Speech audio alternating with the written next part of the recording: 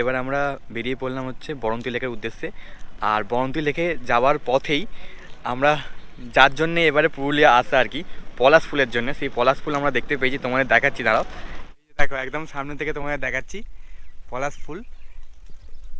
বাগানের মধ্যে এখন আমরা চলে এসেছি। এই যে বাগানের মধ্যে, এখানে অনেক গাছে পলাশ ফুল ফুটে আছে। আর এখনও দেখো গাছে এখনও পর্যন্ত কুঁড়ি হয়ে আছে। মোটামুটি এপ্রিলের শেষের দিক করে এলে, এই এপ্রিলের প্রথম দিক করে এলে মোটামুটি এই জায়গাটা পুরো লাল হয়ে যায়।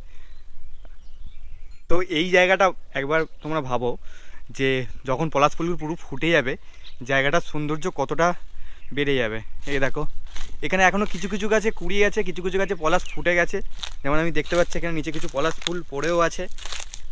দেখো এগুলো সবই পলাশ গাছ। দেখো এই গাছটাতে পুরো ফুটে গেছে ফুল, দারুণ সুন্দর লাগছে, দারুণ, মানে কোনো কথা হবে না।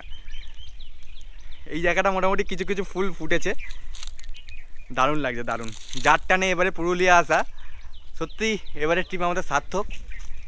এই পলাশের টানে এবারে পুরুলিয়া আসা আমাদের দারুণ সুন্দর লাগছে।